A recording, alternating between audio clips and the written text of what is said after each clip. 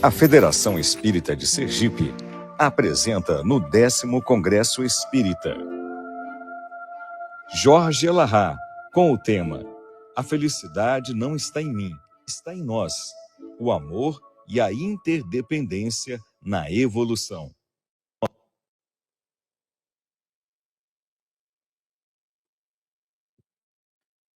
Boa tarde para todos nós.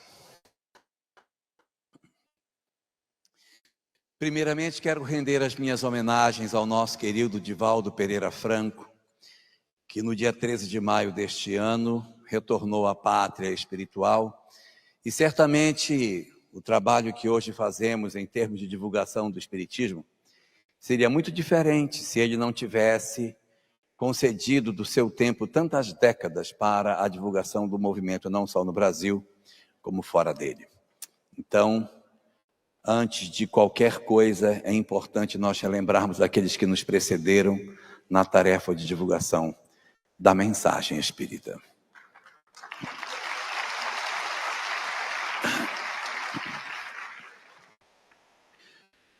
O Livro dos Espíritos, em 5 oportunidades diferentes, na questão chamada questão 1015, questão 1121, questão 115, questão 121, questão 133, questão 634 e na questão 1008 nos apresentaria, na verdade, o mesmo conceito 5 vezes.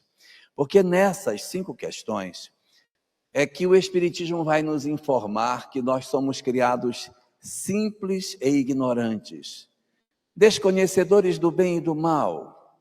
Somos desprovidos de experiências que façam com que nós tenhamos conhecimento sobre as coisas. Mas à medida em que nós nos aprofundamos no entendimento de que nós somos criados simples e ignorantes e despidos de todo o saber, de toda a compreensão, de todas as coisas, nós também nos perguntamos da mesma forma: o que, na verdade, então, o nosso Criador estabeleceu como estratégia para que a gente conseguisse se desenvolver? Porque, evidentemente, há de existir um instrumento do qual Deus se vale para que a gente saia da ignorância e da simplicidade e avance para que nós sejamos hoje o que somos. E qual foi o instrumento do qual Deus se utilizou? Qual é a ferramenta da qual Ele se vale para que nós consigamos sair dessa nossa condição de ignorância e alcancemos a condição de plenitude em termos de conhecimento espiritual? Isso, a questão 120 nos responde quando Kardec nos diz que nós vamos desenvolver as nossas potencialidades a partir da experiência. Sim, Regina, não é, na verdade, através do mal que nós evoluímos. Allan Kardec pergunta na questão 120 se o espírito precisa passar pela fieira do mal para chegar ao bem. E os espíritos dizem: pela fieira do mal, não, mas precisa passar pela fieira da ignorância, ou seja, nós precisamos de experiências para desenvolver as nossas potencialidades. Nós precisamos de sermos defrontados com os desafios da vida para que nós sejamos capazes de alcançar esta condição extraordinária de crescimento espiritual. Então, nos conta a doutrina espírita, Gustavo, que a gente é criado simples e ignorante e que a gente evolui através da experiência. Mas há um terceiro elemento muito importante no entendimento do crescimento das criaturas. O terceiro elemento essencial para o entendimento da vida é a compreensão de que nós somos criados simples e ignorantes, evoluímos através da experiência e temos como destino o quê? Para onde nós vamos? Qual é o resultado do nosso processo evolutivo? Ana Carla Anjos, qual é o resultado que o espírito vai ter depois dessa longa senda de caminhada, trilhando nas sendas da experiência. E é exatamente no livro O Céu e o Inferno, na primeira parte da obra, no capítulo 7º, no Código Penal da Vida Futura, no artigo 2º do Código Penal da Vida Futura, que Allan Kardec vai nos oferecer o resultado do processo evolutivo, aonde a obra espírita vai nos dizer que o resultado do processo evolutivo da criatura humana é a felicidade. Sim, nós somos criados simples e ignorantes, desconhecedores do bem e do mal. Andamos pela trilha da experiência, desenvolvendo a cada desafio, a cada oportunidade, a cada novo momento de desenvolvimento das nossas experiências, novas potencialidades, novas virtudes, Ilenói. Novos valores. E o destino de todos nós nesse longo processo de desenvolvimento é nós alcançarmos a felicidade. Eu acho isso tão extraordinário, tão consolador, tão maravilhoso, nós sabermos que todos nós temos um encontro marcado com a felicidade. Não somente nós que estamos aqui, mas os outros a quem nós amamos e que se equivocam. Às vezes nós temos um filho que traz uma história difícil, de quedas, de enganos, e você poder saber que o seu filho, por maior que seja o equívoco que ele possa estar cometendo, ou que ele já tenha cometido, todos nós temos esse encontro com a felicidade no término das nossas jornadas. É maravilhoso demais saber disso. Saber que não há nenhum espírito em todo o universo infinito que não terá como resultado do seu processo evolutivo a felicidade. E aí a gente encontra um quarto elemento muito importante nesse mecanismo do processo evolutivo. Porque não basta saber a nossa origem, não basta saber a estratégia, não basta saber o destino, mas uma dúvida se impõe sobre isso na hora em que nós começamos a interpretar essas questões. Como pode a doutrina espírita asseverar que todos nós seremos felizes se nós somos tão cheios de erro? Onde nós podemos ter a certeza que o nosso processo evolutivo inquestionavelmente irá nos levar no rumo da felicidade? Não poderá haver um espírito que venha a negar esse princípio, a não alcançar esta condição? E os espíritos dizem não. Todos os espíritos caminham para a felicidade. Como você me prova isso? Como que você pode me provar que todos nós caminhamos para a felicidade? A resposta para esta questão está no Livro dos Espíritos, na pergunta número 621, que todos nós conhecemos, onde está escrita a lei de Deus? Na própria consciência. Ora, isto nos significa dizer que quando Deus criou a cada um de nós, da mesma maneira que um autor, quando cria um quadro, ele assina o quadro no canto para dizer que ele é o autor, Deus, quando criou cada um de nós, ele assinou a sua obra. E a assinatura de Deus dentro de cada um de nós é sua lei. A lei de Deus está presente dentro das nossas consciências. E por este motivo, todos estamos fadados à felicidade. A lei de Deus que está em nós vai desabrochando progressivamente e nos alertando sobre os nossos equívocos, sobre os nossos acertos, vai acenando para nós quando nós acertamos e vai sinalizando para as nossas almas quando nós escorregamos por algum motivo e enveredamos por um caminho equivocado. Então, a grande garantia que a gente tem de que a felicidade é o destino de todos nós é a capacidade de entendermos que Deus, o soberano Senhor, colocou nas nossas almas a sua lei, que vai desabrochando progressivamente e nos impulsionando na direção do progresso. Mas há um quinto e último ponto desse processo de entendimento do mecanismo da vida, que é uma coisa muito interessante, porque nós podemos dizer assim: tá, mas tudo bem, já que todos nós temos um encontro marcado com a felicidade, isto é um fato, já que nos diz a doutrina espírita que somos criados sempre ignorantes, evoluímos pela experiência e iremos para a felicidade, a lei de Deus está dentro de nós, todos nós seremos felizes. Ora, se tudo isso é verdade, e se é verdade, Maranduba, que Deus é bom, uma pergunta se impõe, que é uma pergunta lógica. Se o nosso destino é a felicidade, ninguém vai escapar disso, e Deus é bom, por que Ele não nos dá um vale dessa felicidade logo agora? Já vai ser todo mundo feliz mesmo? Antecipa, papai, me dá um pouco. 20% de felicidade já estava bom.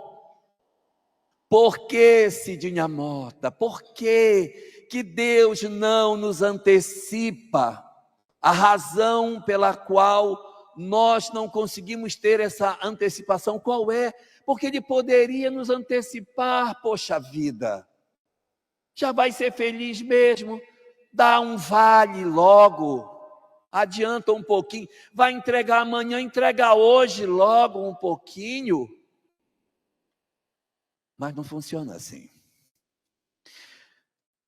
No livro Conflitos Existenciais, de Joana de Ângeles, no prefácio da obra, ali, na introdução, na verdade, da obra, Joana faz um comentário muito interessante. Ela diz que a felicidade, ela é uma conquista. A felicidade, Maurício, é uma conquista. Então, se a felicidade é uma conquista, eu tenho que conquistar esta felicidade.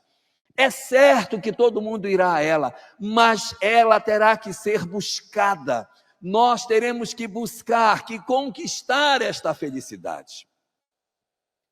E a questão 614 de O Livro dos Espíritos, aquela que abre a terceira parte da obra, as chamadas leis morais, diz para nós o seguinte, que a lei de Deus é a única verdadeira para a felicidade do homem. Indica-lhe o que deve fazer e o que deve deixar de fazer. E o mais importante, o homem só é infeliz quando dela se afasta.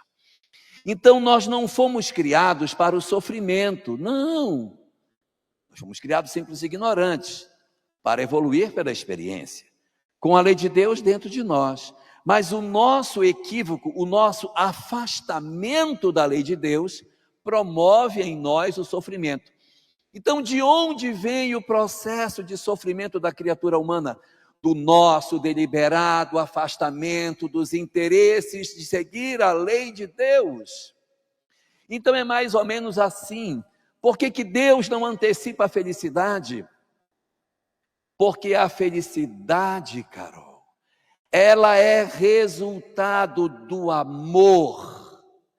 É impossível ser feliz sem amar. É por isso que o Criador não pode antecipar a felicidade para nenhum de nós.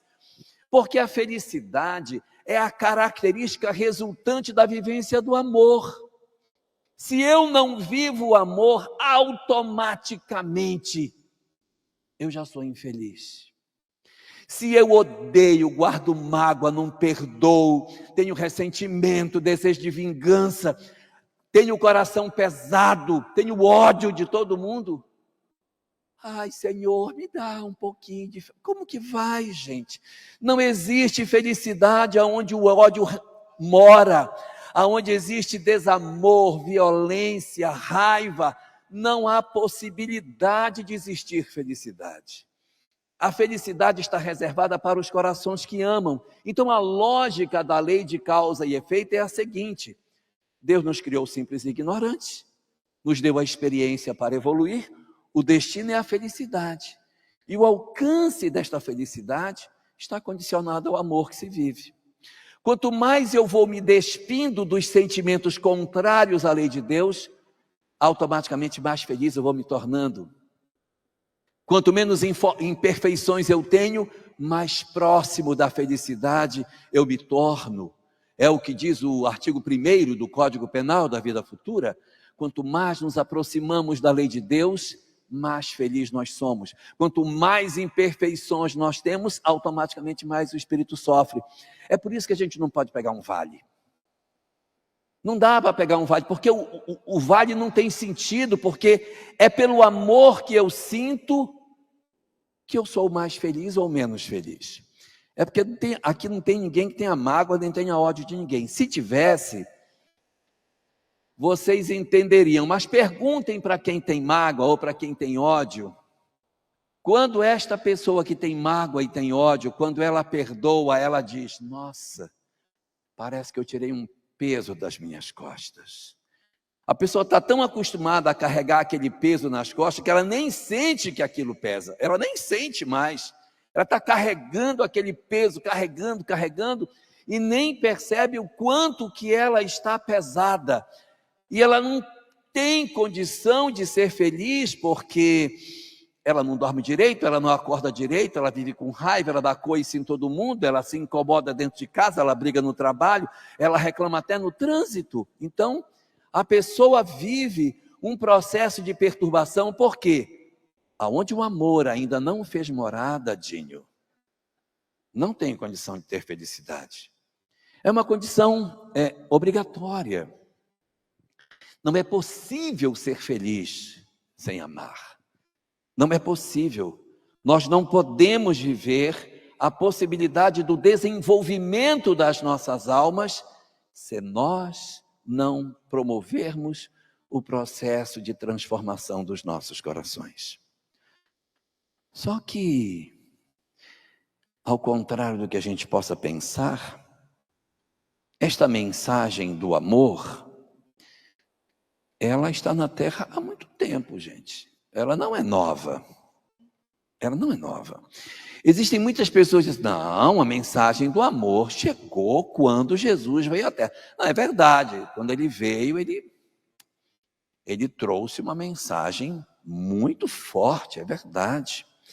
Mas nós não podemos dizer que antes de Jesus, nada de amor. Depois de Jesus, tudo de amor. Não. O Cristo planetário, aquele a quem nós chamamos de Jesus, ele está por trás de toda a história da humanidade, desde o seu princípio, desde o primórdio, desde as primeiras expressões das nossas condições humanas do planeta. O Cristo já movimentava a chegada do amor à Terra. O Cristo vem trazendo desde a formação do planeta, trabalhou a formação, o desenvolvimento, os primeiros seres vivos, a evolução das espécies. Quando chegou no ser humano, bem, agora que chegou aqui, nós vamos trazer os conhecimentos espirituais que vão ajudar a humanidade a se libertar desse processo de sofrimento. Então, nós vamos perceber que, desde o princípio, mensagens voltadas para o amor foram oferecidas pela humanidade ao longo do tempo. A diferença é que essas mensagens, elas não eram universais, elas não eram para todo mundo, elas vieram para um grupo pequeno de pessoas. E houve grandes homens ao longo da história da humanidade que nos trouxeram conhecimentos incríveis espirituais em épocas bastante remotas. Nós temos, por exemplo, a figura de Krishna, que ofereceu para nós um conhecimento muito grande sobre o amor numa obra chamada Bhagavad Gita.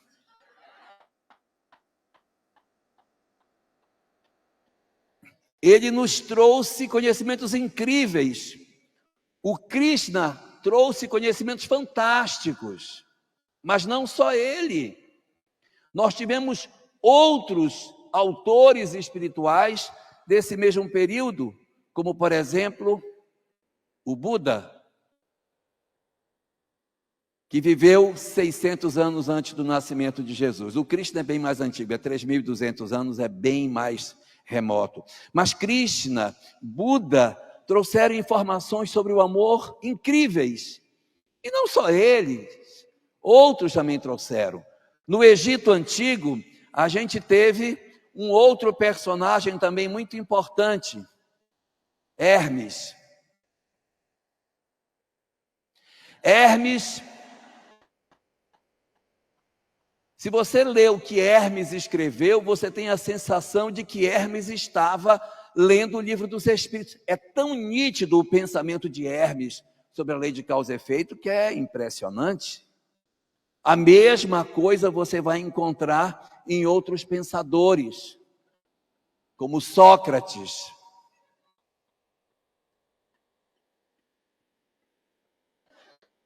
Sócrates também trouxe interessantes ensinamentos. Pitágoras também trouxe muitas informações muito preciosas. Muito preciosas. A Cabala também.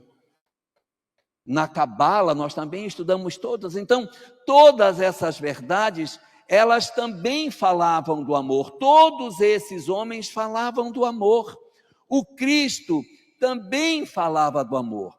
E o governador planetário, quando percebia que estava o momento maduro, ele mandava um desses homens, ele era o artífice de todo esse trabalho.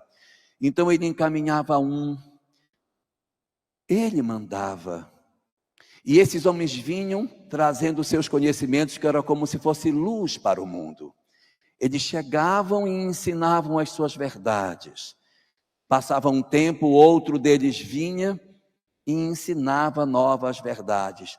E assim, a cada momento na história, essas luzes diferentes aportaram no planeta a mando do Cristo, que mandava os seus emissários para pregarem o amor em cada etapa e lugar do nosso planeta. Maurício, é verdade. É o amor. Toda a luz, todo amor é como se fosse uma nova luz. E essa luz toda ela vem de Jesus. É fato. Toda a luz vem de Jesus e esta luz é o amor que foi trazido por esses homens todos. Mas há uma curiosidade desses homens todos. Todos eles pregaram para seus discípulos. Krishna pregou para o príncipe Arjuna. Pregou para o príncipe Arjuna, esse aí. Buda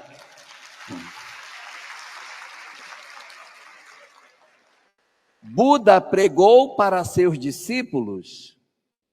Sócrates pregou para seus discípulos. Pitágoras pregou para seus discípulos. E a cabala judaica também foi entregue para os discípulos. Nenhum desses homens incríveis teve um trabalho de apresentação de sua mensagem para público como o Cristo teve. Então há umas diferenças muito significativas na mensagem de Jesus. A primeira é que ele prega para a multidão. Ele não escolhe, ele não tem só os discípulos para pregar. Ele faz sermões para a multidão, para os excluídos, para os miseráveis. E isso é muito diferente, isso é muito transformador. Todos esses homens foram incríveis, todos eles, não vou nem repetir o nome, todos eles foram incríveis, todos, mas só um chamou Deus de Pai. Pode procurar, nenhum deles chamou, só Jesus chamou de Pai. Todos falavam da imortalidade da alma, mas só um voltou. Nós não temos notícia de que os outros teriam aparecido para seus discípulos após o seu processo de desencarnação. Então há uma singularidade muito grande na forma como Jesus trouxe a sua mensagem, na forma como ele apresentou esse trabalho para a humanidade, revolucionando tudo isso. A grande revolução que Jesus produziu na história da humanidade foi a maneira como ele reapresentou o sentido da adoração. Porque antes do Cristo, a forma como os homens analisavam a questão da adoração era uma relação vertical. O que Jesus encontrou quando chegou aqui? Uma relação vertical. O homem se conecta ao divino através da sua fé. Então, havia uma relação muito forte entre a adoração e a conexão do homem com Deus ou com os deuses, pouco importa, mas havia uma conexão muito forte, direto da criatura com o Criador. Mas, nesse período anterior a Jesus, a importância do próximo era quase nenhuma. E a gente vai encontrar muitas religiões anteriores a Jesus, que o objetivo era conectar o homem a Deus. Agora, se para que eu conectasse o homem a Deus, Chico Leite, eu tivesse que matar alguém, não tem problema. Não tem problema. O que me importa é me conectar ao meu Senhor. E quantas vezes na história, antes de Jesus, em nome dos meus deuses ou de um Deus só, nós matamos pessoas achando que isso seria a forma perfeita de nós alcançarmos a salvação. Esse foi o modelo que a nossa sociedade teve até a chegada de Jesus. Quando Jesus aparece na nossa história, ocorre uma mudança neste cenário. Porque Jesus vai oferecer para nós uma coisa muito importante, que é o próximo. Nós não tínhamos informação do quanto o próximo era importante para nós. A gente até sabia que existe o próximo, tem que amar o próximo. O livro de Moisés, o Levítico, capítulo 19, versículo 18. Amai o próximo como a si mesmo. Estava lá. Mas não era como Jesus ofereceu. A maneira como Jesus nos apresenta a questão do próximo é muito diferente. O próximo é uma coisa fundamental na mensagem de Jesus. De tal sorte que não tem sentido a mensagem do Cristo sem a percepção de que o próximo existe. É como se Jesus tivesse juntado duas peças e dito: tudo bem, você vai se conectar ao sagrado, mas antes você vai atravessar o próximo. Se você não alcançar o próximo primeiro, você não chega a Deus. Não faz sentido na história do cristianismo nascente você falar de adoração sem uma conexão do homem com o próximo. Vejam a história do cristianismo nascente, aonde os romanos entravam nas catacumbas, pegavam os cristãos e levavam para as arenas e os torturavam, matavam. Na semana seguinte, os cristãos estavam na mesma catacumba fazendo as mesmas coisas. Não há notícia de que os cristãos tenham se rebelado e dito: vamos criar um grupo armado para matar os romanos na porta da catacumba. A gente vai ficar aqui na porta da catacumba. Quando eles vierem, a gente mata os romanos para continuar orando. Não fez sentido, não fazia sentido. Então veja que a mensagem cristã, ela era de tal modo apoiada na ideia da existência do próximo, que não era possível chegar até Deus sem passar primeiro pelo próximo. E foi lindo isso. Nós tivemos um período maravilhoso em que isso aconteceu. Só que depois de um período dentro da história do cristianismo, isso não vai mais acontecer. Essa relação do homem com o próximo, ela vai enfraquecer durante o período da Idade Média. Nós vamos perceber que essa preocupação com o outro, essa preocupação com o semelhante, ela desaparece. A gente vai ter uma forma de religião muito mais voltada para os aspectos litúrgicos. E é o período em que, em nome de Deus, a gente mata pessoas. Em nome de Jesus, a gente promove guerras, fogueiras. E nós vamos promover uma ruptura, uma quebra.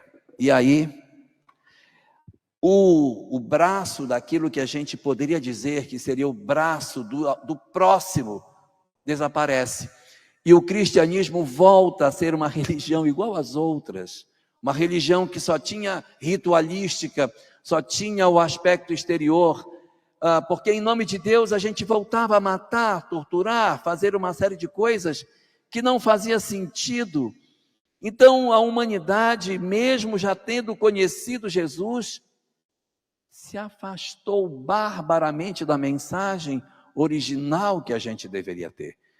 Nós chegamos a ter um cristianismo muito parecido com todas aquelas doutrinas anteriores do Cristo, que tinham aquelas oferendas aos deuses quando venciam guerras. Nós voltamos a fazer isso dentro da história do cristianismo. E por quê? Porque somos as mesmas almas do passado. Somos os mesmos espíritos do ontem, que vivemos esse modelo de religiosidade distante de uma vivência do amor. Não vivemos isso. E aí acabamos avançando pela Idade Média, pela Idade Moderna, defendendo um modelo de cristianismo completamente divorciado do pensamento de Jesus. Isso foi tão grave que chegou um momento em que este conhecimento começou a ser questionado. Essa mesma religião que já não tinha mais o outro braço, ela começou a ser questionada. E quando nós chegamos no século XIX, esta mesma doutrina cristã também foi quebrada. Foi a primeira vez na história que a humanidade decidiu caminhar sem nenhuma referência espiritual. Nós decidimos que nós não queríamos nem Deus de uma forma, nem Deus da outra. E foi ali, nesse momento, que nós tivemos a infeliz ideia de achar que nós caminharíamos melhor sem Deus. O amor perdeu a sua força. As relações do homem com o próximo haviam enfraquecido fortemente. E as relações do homem com o Criador também foram destruídas. A fé ficou completamente abalada. As ideias do que fosse, na verdade, a busca espiritual, como que desapareceu. Nós poderíamos ter nos perdido nessa hora. Se o Cristo planetário não tivesse nos trazido a possibilidade do conhecimento da mensagem espírita, talvez nós tivéssemos perdido o sentido das nossas vidas. Mas quando a doutrina espírita nos chegou, quando nós tivemos a possibilidade de entender que existiam as comunicações mediúnicas, que aquilo de fato era real, que os espíritos realmente se comunicavam com os homens, que existia de maneira verdadeira uma conexão entre Deus e os homens, que os agentes dos fenômenos mediúnicos, que o Paulo Frutuoso estava falando para nós hoje de manhã, quando nós descobrimos que esse processo era verdadeiro, nós começamos a restaurar a compreensão da questão da espiritualidade. A espiritualidade do homem poderia ser restaurada na medida em que nós tivéssemos a chance de compreender que sim, que o espiritual existe, que nós poderíamos restaurar as compreensões espirituais que a gente tinha. Só que, em breve tempo, Allan Kardec chegaria neste cenário e faria uma interpretação em que essa espiritualidade estava cheia de rituais, ela estava cheia de práticas. Então o que faz Kardec? Pega aquela compreensão espiritual que se tinha e lança fora a parte dos rituais para ficar só com a essência. Aquilo era adereço. O que me importa é só a essência. E nós restauramos uma conexão com o divino, sem rituais, sem paramentos, sem liturgias, para conectar. Não, agora eu entendo, sim, existe espírito, mas não naquele sentido teológico do passado. Uma maneira muito diferente a gente iria encontrar agora. Sim, é verdade. E Kardec, analisando essas coisas, também viu um cristianismo partido, quebrado, e percebeu que esse cristianismo partido, quebrado, destruído e humilhado, estava assim exatamente por algumas crenças que o cristianismo havia desenvolvido. O que faz Kardec? Retira o excesso, os aspectos da deificação do Cristo e reconstrói uma mensagem muito semelhante àquela do cristianismo, restaurando os dois braços da mensagem original, fazendo sentido a expressão que diz que o espiritismo é o cristianismo redivivo. Sim, ele estava morto, só revive-se aquilo que está morto. E o cristianismo havia sido combatido fortemente no período do chamado momento do século XIX, e agora era necessário que nós tivéssemos a possibilidade de entender como as coisas se estabeleciam para restaurar um cristianismo novo, despido dos rituais, despido dos paramentos, dos sacerdócios, das sacralizações, das deificações, para encontrar uma conexão com o divino que obrigatoriamente passa pelo próximo.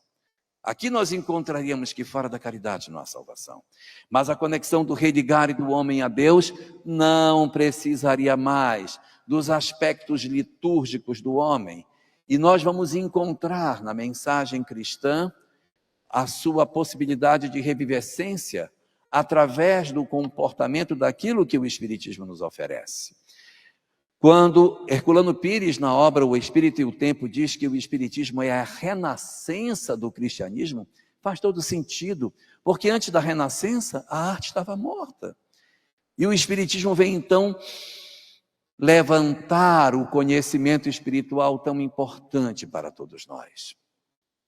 E se é verdade que a proposta da doutrina espírita é restaurar o cristianismo na sua originalidade, é porque nele está prevista a conexão do homem com o próximo. Assim como não tem sentido falarmos em cristianismo sem o próximo, também não há sentido, Zé Aparecido, em se falar em espiritismo sem o outro. Esse espiritismo que a pessoa quer estudar para se elevar sozinho não tem sentido. É uma proposta equivocada no sentido da compreensão do que seja a mensagem espírita. Nós já cometemos esses equívocos de pegarmos a mensagem espírita e colocarmos esse conhecimento como se ele fosse um adorno intelectual. Como se nós nos justificássemos apenas pelo conhecimento que essa doutrina possui. Hoje de manhã, Maranduba estava mostrando para nós a questão 982, que fala que não é necessário crer na manifestação dos espíritos, nem fazer fé espírita para garantir uma boa sorte na vida futura, que o que garante a boa sorte é o bem, não importa de que doutrina seja, mas o importa é que nós nos vejamos como verdadeiros irmãos. Este é o sentido de todas as coisas, para que se quebrem todas as possíveis barreiras que existem entre nós, na nossa sociedade, no nosso ambiente familiar. A doutrina espírita é como se você tirasse o véu dos nossos olhos para descobrir, cara, eu não vou sozinho, não existe sozinho, ninguém vai só, nós vamos juntos, coletivamente. O livro Paulo e Estevão traz uma passagem interessante a esse respeito, quando nós encontramos o momento no qual Paulo de Tarso, junto com Barnabé, estão viajando junto com o sobrinho de Barnabé, João Marcos. O menino adolescente está irritado, não quer fazer as tarefas de casa, está incomodado, briga, não aceita. Paulo tenta fazer um pouco das tarefas para desobrigá-lo de tudo, mesmo assim está de mau humor. É quando Paulo diz: o garoto não poderá seguir conosco, vamos ter que devolvê-lo para a mãe dele. E aí eles se organizam para que o garoto pegue o barco e volte para a casa da mãe, Maria Marcos. E nessa hora Paulo tem uma conversa com ele. Paulo diz assim: quero falar uma coisa com você. E ele diz: nós caminhamos em fila para Jesus, um segurando na mão do outro. Não largue a mão de ninguém, porque se você soltar-se do nosso grupo, sozinho você não vai. Você terá que esperar um outro grupo ao qual você vai se ligar para que você caminhe para o Cristo. Então aproveite a oportunidade e não desperdice, Fátima. Não desperdice a oportunidade. Se você, na verdade, percebe que você participa de um grupo espírita, que você participa de uma atividade qualquer, com outras pessoas, largue. Nós não vamos sozinhos, nós só vamos juntos. Se em casa a gente tem dificuldade, não abandone os compromissos para trás. Não pense que a gente vai evoluir fechando uma porta. Não, eu vou fechar essa porta e aí eu vou evoluir, vou largar de falar porque eles atrapalham a minha evolução. Nossas famílias podem ser difíceis, é verdade, mas lá estão as experiências que eu preciso para que eu desabroche as virtudes que eu ainda não tenho. Às vezes nós achamos que a gente vem para o centro espírita, vai estudar, vai conhecer, nossa, aí eu tenho conhecimento intelectual, eu tenho conhecimento de tudo, conhecimento moral, que vai ser lindo. Gente, é uma ilusão. Nem mesmo quando a gente estuda a parábola no centro espírita, isso não é conhecimento moral. Não é. Nem quando a gente se senta no centro espírita para discutir sobre assuntos relativos à moral, isso não é conhecimento moral. Conhecimento moral é no dia a dia, nas coisas silenciosas que acontecem dentro de casa. Então, na hora que a gente estiver nos nossos grandes desafios familiares, não pensemos que a gente vai se elevar porque nós somos melhores do que os outros. Pensemos que todos nós nos precisamos para que a gente caminhe juntos. Nós não vamos voar porque temos asas. Os nossos conhecimentos, sejam eles quais forem, não vão nos dar as asas para voar, porque não é o conhecimento espiritual que garante a felicidade na vida futura. O que garante a felicidade na vida futura é o bem. É a maneira como eu trato em casa o meu idoso, a minha criança que tem dificuldade, que é atípica. É como eu lido com os conflitos familiares de um filho difícil, que usa droga, uma filha problemática. É aí que está o meu grande despertar.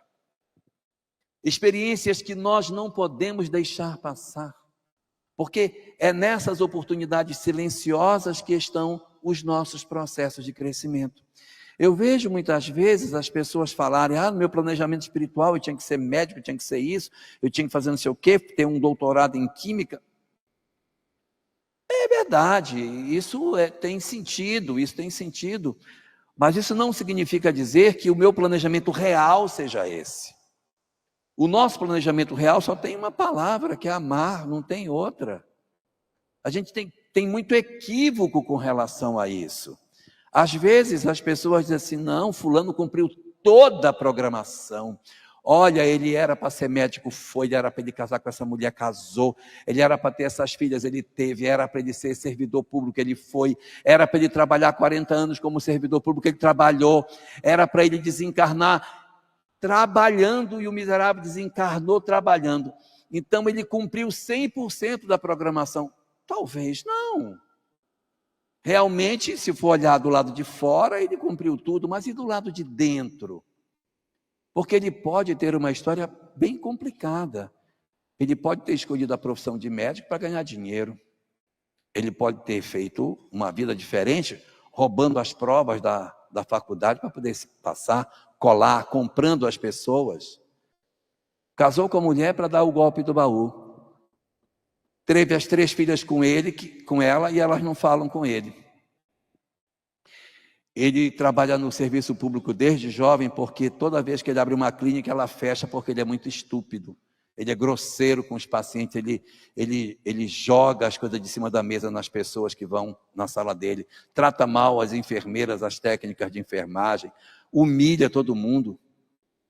E aí, com 40 anos, ele não quis se aposentar para não perder salário. Só por isso. E um dia teve uma crise de ódio na sala e teve um infarto em cima da mesa. Aí você vai dizer que esse cara cumpriu a programação?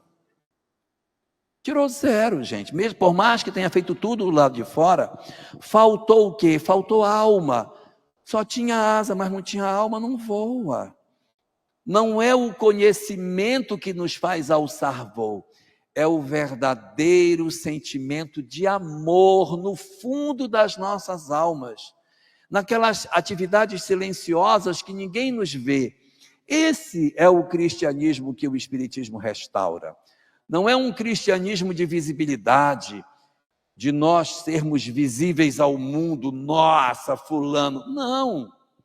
O que nos mede como verdadeiros cristãos é o que fazemos silenciosamente. Quando para chegarmos a Deus, nós passamos pelo próximo necessariamente. Observemos Alcione, do livro Renúncia.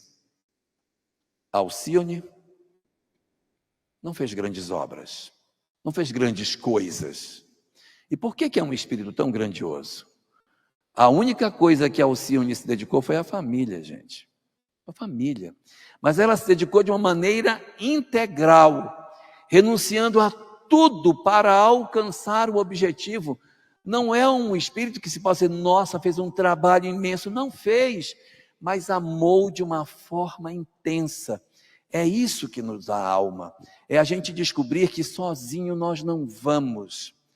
A gente só vai se for todo mundo junto, se nós olharmos em derredor de nós e dissermos, eu estou nesta família, então é aqui que eu vou trabalhar. Ainda que eu não consiga que os outros mudem as suas histórias de vida, o que importa é que eu aproveite e modifique a minha indiferença, o meu desamor, a forma como eu muitas vezes me comporto diante dos outros. O que importa é que eu aproveite as experiências que a vida me dá. Que eu saia melhor, que eu vença a minha indiferença, que eu vença o meu desamor, a minha mágoa, meu ressentimento. Isso é que importa. É esse o objetivo. Saber que o amor não está em mim, na verdade. Que o amor está em nós. É nessa relação coletiva que nós nos desenvolvemos. Ilusão acharmos que será sozinhos, caminhando apenas com o nosso interesse de crescer espiritualmente, sem olhar para os que estão à nossa volta, que nós iremos fazer.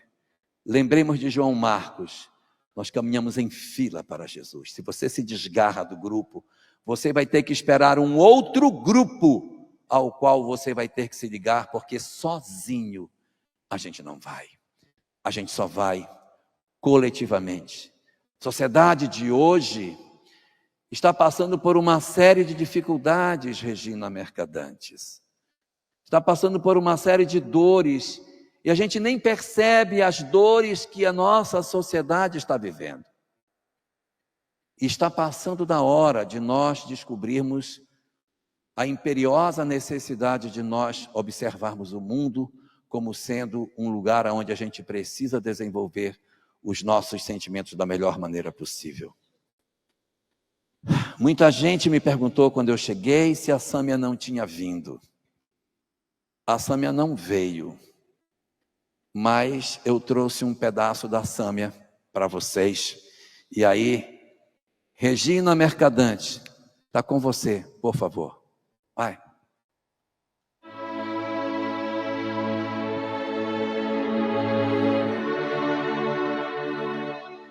Te oferto o meu mundo qual lar para te abrigar, com respeito profundo à perda do teu lar. Te oferto a minha cor e o tom do meu falar, e a história do que sou me oferto a te ensinar. Te abro minhas fronteiras, aceito os filhos teus, e a gratidão que expressas em preces a teu Deus. Aceito a tua cor e a dor em tuas feições, teu culto e teu fervor, as tuas tradições. Te aceito em minhas ruas num só sobreviver, com tua amargura a cada amanhecer. Aceito tua saudade do mundo que perdeste, do tudo que deixaste na guerra onde morreste. Te aceito como estás, me aceita como sou, pois só teremos paz sendo irmãos na dor.